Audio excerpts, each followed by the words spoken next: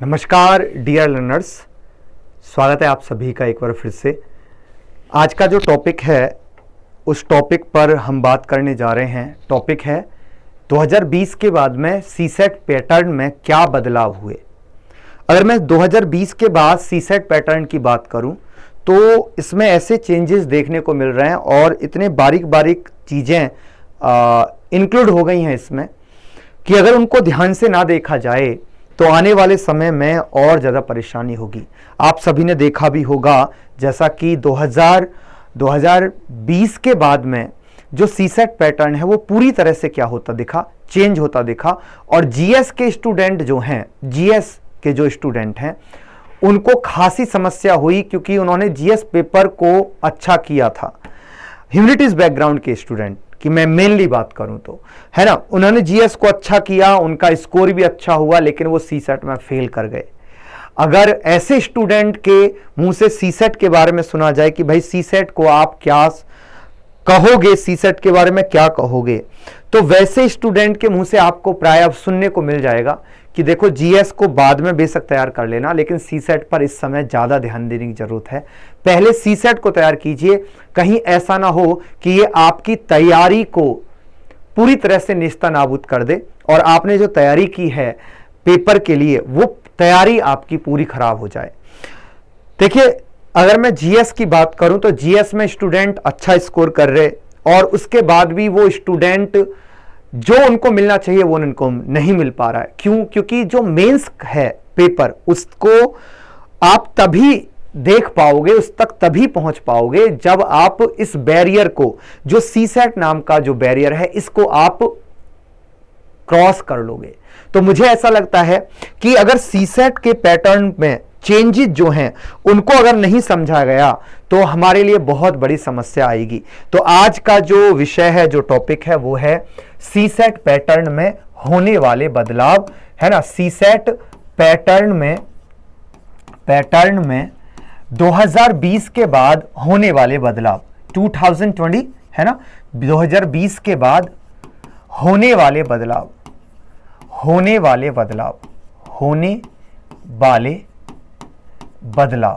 ये आज का है जिस पर हमें बात करनी है।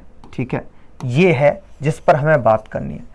देखिए, इसको जानना जरूरी है क्योंकि अगर हमने इसको अच्छे से नहीं समझा तो हम फिर से अपनी गलती को दोहराएंगे, और अगर हमने गलती को दोहराया तो ज्यादा कुछ नहीं होगा, लेकिन एक वर्ष आपका पूरा बर्बाद हो जाएगा। और हो सकता है आप अंदर से टूट जाएं, हो सकता है आपने जो जीएस पर मेहनत की है वो मेहनत आपकी खराब हो जाए। तो आप ऐसी किसी भी स्थिति का सामना ना करें, इसके लिए जरूरी है आप इस पैटर्न में होने वाले बदलाव को देख लीजिए। 2020 के बाद में क्या बदलाव हुए। और मैं इसको बात करूं तो मैं 3 चरणों में इस पर बात करना चाहूंगा। एक तो पहला बदलाव जो दिखता है वो है सेंट्रलाइजेशन, जो केंद्रीकरण हुआ है पेपर में। केंद्रीकरण जो हुआ, पहला बदलाव तो मुझे केंद्रीकरण के रूप में दिखता है कि भाई सीसेट के पेपर का केंद्रीकरण हो गया। दूसरा है जो प्रश्नों का सेक्शनल जो वेटेज था, ठीक है, सेक्शनल वेटेज जो है वो चेंज होता दिखा। तो सेक्शनल वेटेज चेंज हो गया। दूसरा सेंट्रलाइजेशन हो गया, सेंटर बन गया है ना, सेंट्रलाइजेशन हो गया और सेक्शनल वेटेज चेंज हो गया। और तीसरा जो हमें जो बदलाव दिखा वो दिखा कॉम्प्रीहेंशन पर। कॉम्प्रीहेंशन पहले जैसा कॉम्प्रीहेंशन नहीं है और यहां पर भी हमें एक मेजर चेंज देखने को मिल रहा है। और अगर मैं देखूं तो और चेंज दिख रहा है, मैथ्स के पेपर का जो लेवल है, मैथ्स के जो क्वेश्चन का लेवल है, मैथ्स का अगर मैं लेवल देखूं तो उसमें भी बहुत अच्छा एक चेंज देखने को मिल रहा है। तो आज जो हमारा विषय है वो यही है कि सीसेट पैटर्न पर होने वाले बदलाव में हम इन चारों बिंदुओं को अच्छे से समझें कि ये क्या हैं और अगर ये हैं तो इनको कैसे सही किया जा सकता है और हम इस परेशानी का सामना कैसे कर सकते हैं, सीसेट को अच्छा कैसे कर सकते हैं। देखिए, मैं हमेशा से कहता हूं यूपीएससी देश का, हम कह सकते हैं वर्ल्ड का टफेस्ट एग्जाम है। और अगर ये एग्जाम टफेस्ट है तो इससे हमें जो मिलेगी, जो ओहदा जो हमें मिलेगा वो भी बड़ा महत्वपूर्ण है। तो उस ओहदा को संभालने के लिए आपका माइंडसेट उतना अच्छा होना चाहिए। तो उस माइंडसेट को अच्छा करने के लिए यूपीएससी सीसेट को पूछता है, क्योंकि ये लॉजिकल माइंड को ट्रेन करता है और लॉजिकल होना बहुत जरूरी है। तो आप इस तरह से इसको जब देखेंगे तो वो चेंजेस जब आपको समझ में आएंगे तो आप अच्छे से सीसेट की तैयारी कर पाएंगे। ये हमारा मुख्य उद्देश्य है। ठीक है, तो आइए बात करते हैं। सबसे पहले बात करेंगे केंद्रीकरण से हमारा तात्पर्य क्या है। ये केंद्रीकरण जो हम कह रहे हैं, जो सेंट्रलाइजेशन कह रहे हैं, ये हमको कैसे अफेक्ट कर रहा है और ये है क्या। देखिए, केंद्रीकरण की अगर हम बात करें तो केंद्रीकरण आपको दिखेगा चैप्टर वाइज। मतलब अगर हम देखें तो 2020 से पहले लगभग हर चैप्टर से, प्रत्येक चैप्टर से, चाहे वो परसेंटेज हो या वो टाइम एंड वर्क हो, टाइम एंड डिस्टेंस हो या कोई भी चैप्टर हो, हर चैप्टर से मैथ में क्वेश्चन होते थे, रीजनिंग में क्वेश्चन होते थे। लेकिन अगर हम अब 2020 के बाद में देखें तो आप देखेंगे जो पेपर है मैथ्स का पेपर, मैथ्स के जो क्वेश्चंस हैं वो आपको 2-3 चैप्टर पर इंक्लाइंड दिखेंगे। जैसे मैं बात करूं नंबर सिस्टम की, नंबर सिस्टम इसकी बात करते हैं तो नंबर सिस्टम। दूसरी मैं बात करता हूं नंबर सिस्टम के बाद में जो है टॉपिक जो बहुत ज्यादा चल रहा है वो है permutation and combination. Permutation and combination ये टॉपिक है। फिर अगर मैं बात करूं आपसे परमुटेशन कॉम्बिनेशन, और अगर मैं बात करूं तो एक है हमारा डाटा सफिशिएंसी। डाटा सफिशिएंसी एक टॉपिक है। और मैं इन तीनों टॉपिक्स की बात कर लूं तो इन तीनों टॉपिक्स का जो वेटेज है पिछले 2023 के एग्जाम में अगर देखा जाए तो इनका वेटेज ही 3 चैप्टर का वेटेज 50% है। इसका मतलब इन तीनों चैप्टर से मिलाकर पिछले वर्ष 25 प्रश्न पूछे गए हैं। मैथ की बात कर रहे हैं हम, है ना, मैथ्स की बात कर रहे हैं, 25 प्रश्न पूछे गए हैं। अब आपको लगेगा सर 25 प्रश्न अगर इन 3 चैप्टर से पूछ लिया तो ये तो अच्छा है ना सर, 3 चैप्टर पढ़ लो हमारा काम हो जाएगा। लेकिन यूपीएससी ऐसा होने भी तो नहीं देगा। वो केंद्रीकरण इस बार दिख रहा है, हो सकता है अगले बार किसी और चैप्टर पर केंद्रीकरण हो जाए उसका, और किसी चैप्टर को बार बार पूछ ले, उस चैप्टर से ज्यादा प्रश्न पूछ ले, तो केंद्रीकरण से परेशानी तो है। वैसे अगर हम देखें तो यही 3 चैप्टर बहुत ज्यादा केंद्रीकरण का मुख्य बिंदु भी हैं। इसलिए हैं क्योंकि ये चैप्टर ऐसे हैं भी जो बहुत ज्यादा लॉजिकल और प्रैक्टिकली अप्रोच आपको देते हैं। ठीक है, वैसे अगर हम देखें 2020 के बाद में हमने तो ऐसे भी स्टूडेंट से कहा था कि ये 3 चैप्टर ज्यादा पूछे जाएंगे, क्योंकि पैटर्न चेंज होता हुआ दिख रहा था यूपीएससी का और वो बार बार इंडिकेट कर रहा था। तो अगर हम देखें तो ऐसा अगर हुआ है तो हमें इसको पहले से समझ लेना चाहिए। लेकिन यूपीएससी हो सकता है 2024 में फिर से कुछ और नया कर दे और अलग से किसी और चैप्टर को बहुत डेप्थ में पूछ ले। तो केंद्रीकरण हो रहा है, एक चेंज तो यह दिख रहा है। हम इसका वो जो सॉल्यूशन है उसको भी जानने की कोशिश करेंगे, बट पहले हम देख लेते हैं प्रॉब्लम कहां कहां पर है। तो केंद्रीकरण के भी सॉल्यूशन पर बात करेंगे, बट पहले प्रॉब्लम पर बात कर लेते हैं। अगर हम और बात करें आपसे, दूसरा है सेक्शनल वेटेज का चेंज होना। अगर सेक्शनल वेटेज की बात करूं, सेक्शनल वेटेज की बात करूं तो सेक्शनल जो वेटेज है, वेटेज जो है वो चेंज हो रहा है। सेक्शनल वेटेज चेंज हो रहा है और सेक्शनल वेटेज इस तरह से चेंज हो रहा है कि ये आपको इफेक्ट कर जाएगा। इसलिए इफेक्ट कर जाएगा क्योंकि पहले मैथ 2020 से पहले की बात कर रहा हूं मैं, बिफोर 2020 बात कर रहे हैं हम, बिफोर 2020 कीजिए, 2022 नहीं, 2020। बिफोर 2020 क्या था? मैथ, रीजनिंग, मैथ्स, रीजनिंग और कॉम्प्रिहेंशन, इन तीनों से जो प्रश्न पूछे जा रहे थे वो लगभग इक्वल पूछे जा रहे थे। मैथ्स से 30 प्रश्न पूछे जा रहे थे, रीजनिंग से लगभग यहां 28 से 30 प्रश्न पूछ रहे थे मैथ्स से, और रीजनिंग से प्रश्न पूछ रहे थे आपसे लगभग 22 प्रश्न यहां से पूछ रहा था रीजनिंग से, और बचे हुए क्वेश्चन यहां से पूछ ले रहा था वो कॉम्प्रिहेंशन से, लगभग 30 प्रश्न। लेकिन आफ्टर 2020 क्या दिखा आपको? आफ्टर 2020 वेटेज चेंज हो गया। आफ्टर 2020 वेटेज चेंज हो गया। कैसे? मैथ्स जो था वो अब चेंज होता हुआ दिख रहा है, और मैथ का जो वेटेज है अब आप 40 प्रश्नों तक जा रहे हैं। 2020 के बाद ही वेटेज चेंज हो गया।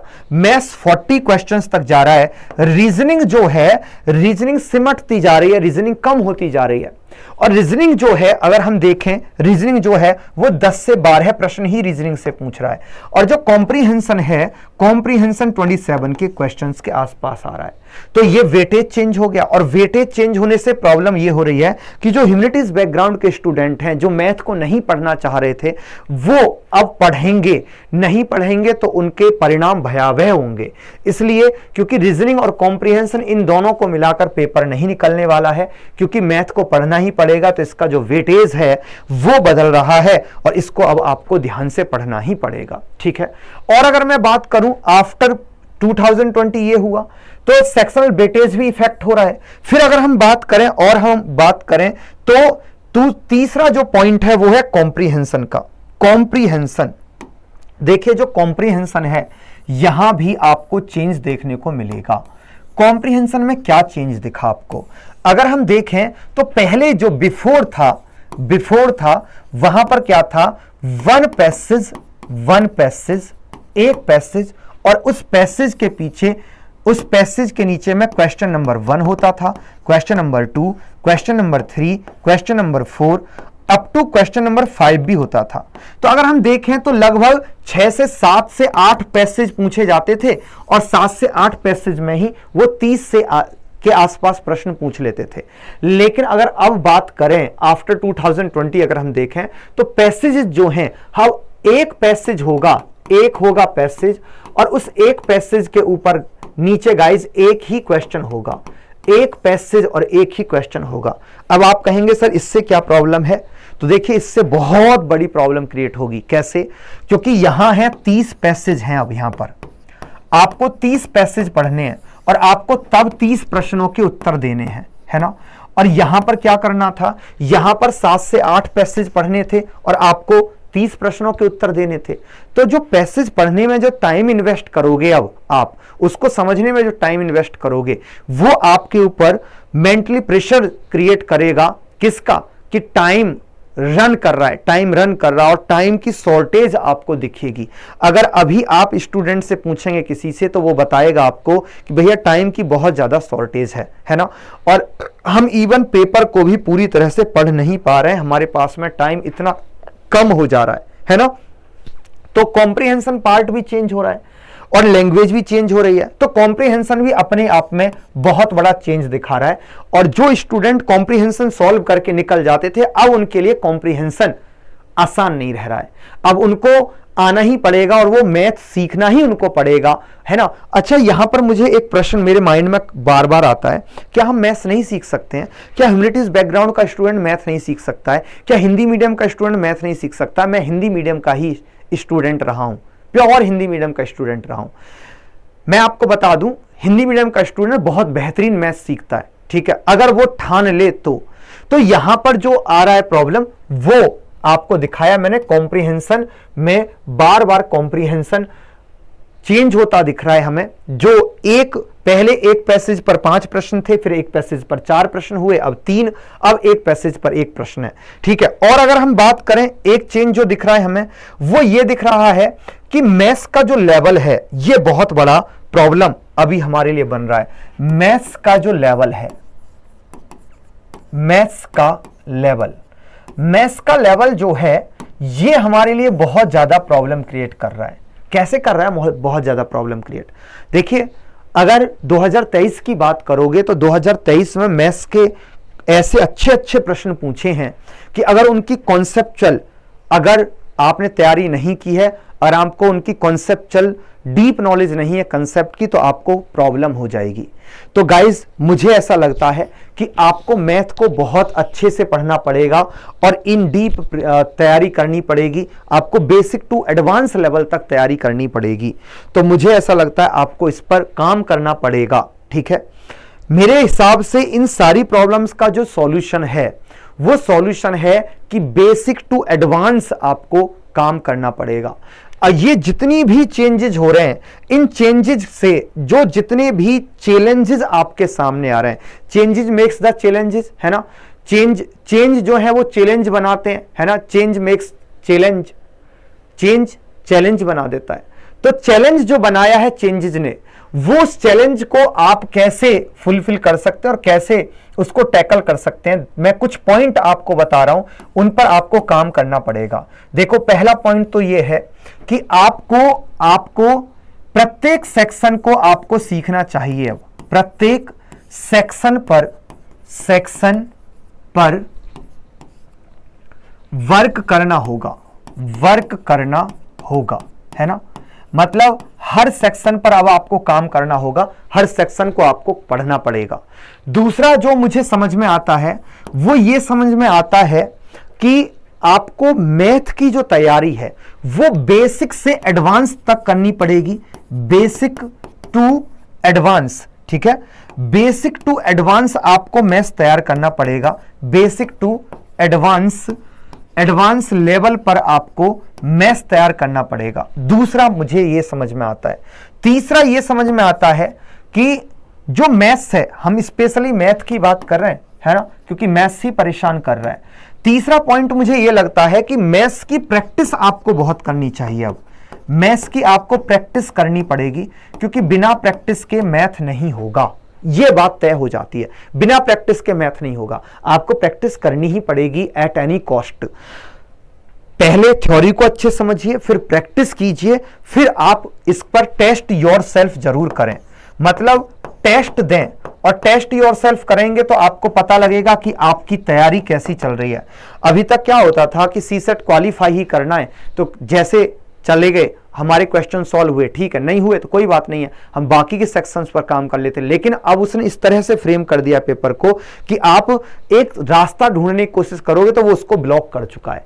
तो मुझे लगता है इस पर आपको काम करना चाहिए। पांचवा जो काम है वो ये करना चाहिए, कॉम्प्रीहेंशन की भी हमें बहुत ही जबरदस्त प्रैक्टिस करनी पड़ेगी। अगर आप किसी भी बैच से जुड़ रहे हैं तो आप ऐसे बैच से जुड़ें जिसमें ये सारी चीजें हों। मतलब आप बेसिक टू एडवांस करें, लेवल तक पढ़ें। आप किसी भी टीचर से पढ़ रहे हो, मैं तो ये कहूंगा आप बेसिक टू एडवांस पढ़िए, थोड़ा टाइम देकर पढ़िए, और स्टार्टिंग से मतलब मैं ये कह रहा हूं कि बाद में लास्ट के वो स्टूडेंट करते हैं, लास्ट के 3 महीने में जाकर हमने तैयारी कर ली और सीसेट को क्रैक कर दिया, वैसा अब नहीं होगा। आपको स्टार्टिंग से तैयारी करनी पड़ेगी, शुरुआत से आपको सीसेट को पढ़ना पड़ेगा, शुरुआत से सीसेट पढ़ना पड़ेगा, ये करना ही पड़ेगा वरना नहीं होगा, ठीक है, ये पढ़ना ही पड़ेगा, एट एनी कॉस्ट पढ़ना पड़ेगा। तो ये मेरी तरफ से सॉल्यूशंस हैं।